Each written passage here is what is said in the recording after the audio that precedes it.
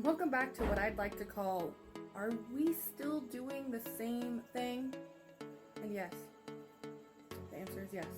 We are still working on the same room. I have not finished it yet. It's pretty wonderful. So, today's the day. It's gonna happen. My dad came in, he needs a room, and we are no closer to getting it done because a lot of other things happened, and I can't tell you yet because it's a secret. So, just watch us try. So right about here, I started doing electrical again. I was running lights for exterior switches and plugs. Once I finished, I moved on to insulating.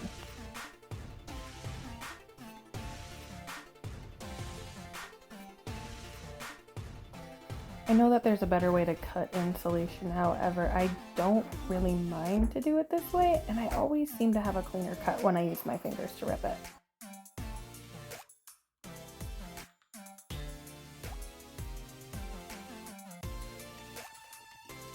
I will say that as much as I'm excited about having R30 in our walls, it is absolutely impossible to fill every one of these joist bays evenly.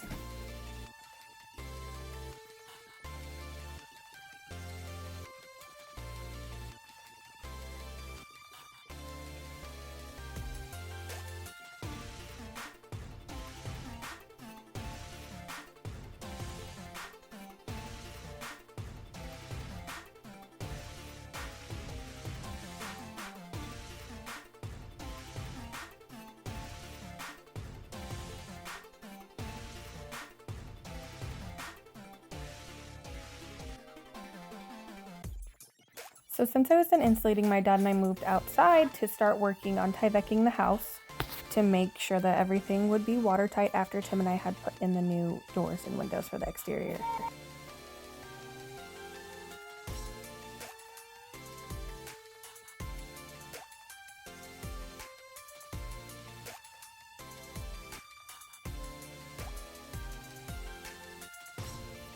And right after this is where things started to get weird. While my dad and I were outside, Tim had been inside assessing the damage of the joists that we knew we needed to replace in our daughter's room, and this is what he found. Where's my bar?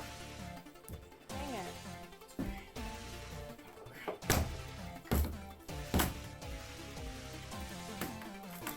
Oh, that was really rotted.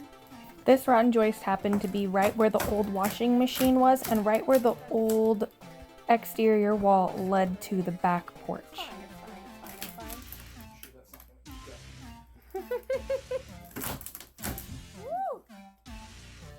Right after that, my dad and I decided to move to Tyvecking the other side, and this is what we found that was connected to the rotten joist.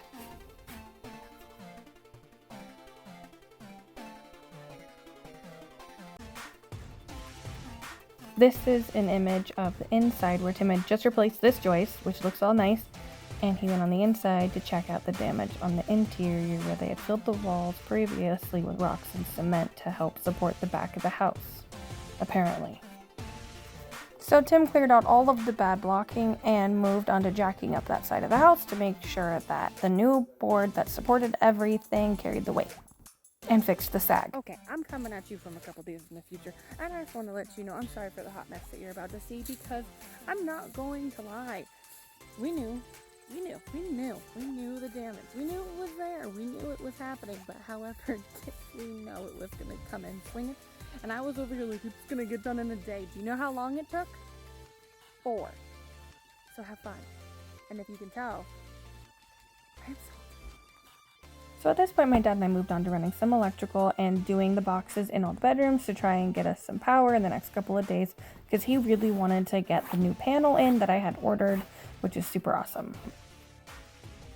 I'd like to point out that the power is off to the entire house right now, and we all know exactly what we're doing, so nothing at this point is dangerous, even though it looks very dangerous. So the entire time I was working under the basement, I always smelled something a little funny, and I was worried about what it was, and I'll tell you what, we figured it out. It was a chipmunk that died in our electrical box when we finally had the power turned on after 10 years of being vacant. There'll be a graphic image in just a moment, so please beware if you are squeamish in any way.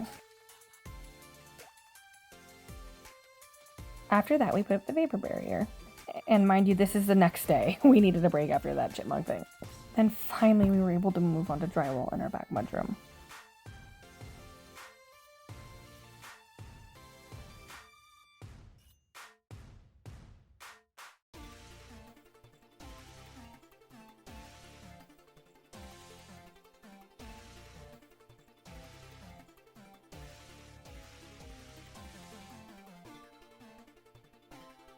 Right here, I started cutting the box that would go in. I chose a drywall box because there was a lot of framing I had to work around, and it just gave me the freedom to put my plugs wherever I wanted them.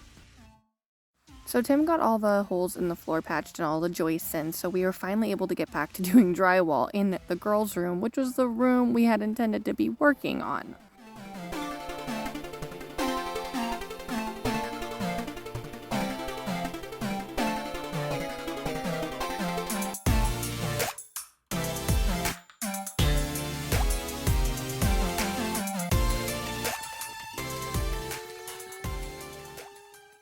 Once we finished 90% of the drywall, I wanted to get some form of vapor barrier down on the ground. I really like to use tar paper. I've seen it on lots of houses that we've redone, and I just really enjoy the way it rolls out, the way it feels. I know a lot of people have a lot of big opinions on what you should put down under hardwood floors. Tell me what you prefer in the comment section.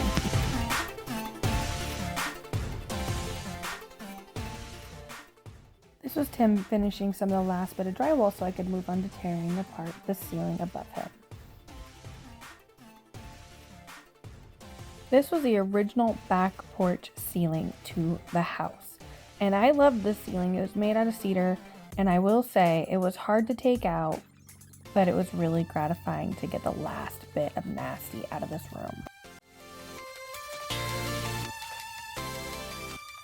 At this point in the project, it's day 4, and I was sitting there in my head doing the SpongeBob 4 days later. I don't know why that meme stays with me so hard. Flies and I are having a battle. Can you see them? There's so many. There's so many. At this point, I was so done, I didn't want to help Tim with anything, so I had him finish up the ceiling while I showered for what felt like an entire day. And I feel super bad because I spaced getting the video of my dad running the electrical to the light box, putting in the light box, and doing all the plugs in the room. So right here, the guys decided that they were going to tear out the stairs to make room for us to be able to put in the new stairs going down to the basement so we could mark out everything that is also going upstairs. We're just trying to figure out the new floor plan of our stairs, and this was very important to happen to get that done.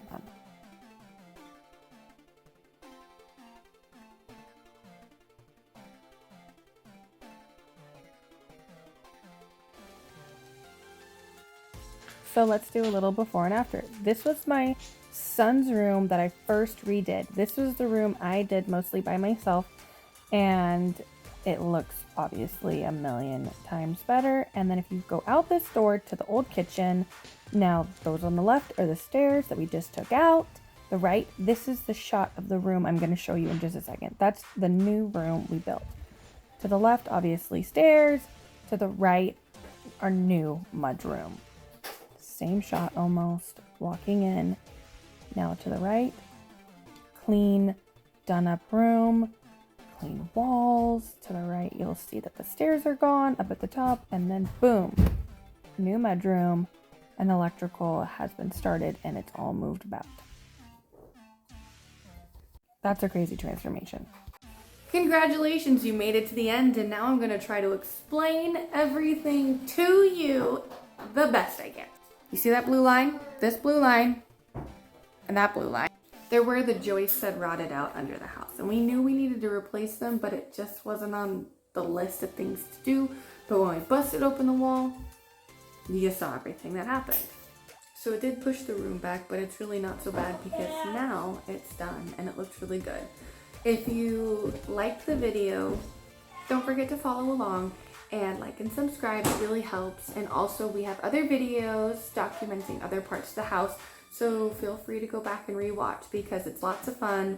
This video, I feel, was just chaotic because it felt chaotic because there was so many things happening all at once, and we still haven't even finished the mudroom, and I'm hoping that maybe tomorrow we can start working on it, but right now we want a break and I think it's time. So see you in the next video. Thanks for watching.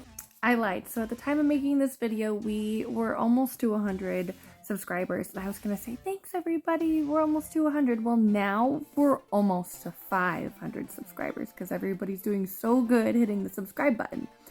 I'm hoping that by the time we get to 1,000, I'll have that really cool video that I was talking about. It's taking a little longer to get there than I thought because, well, life, but I think everybody's gonna really like it when we finally get there. So like and subscribe, and thank you guys so much for getting us to 100. I can't believe so many people want to watch what we're doing, but thank you for supporting us. You have no idea how much it means.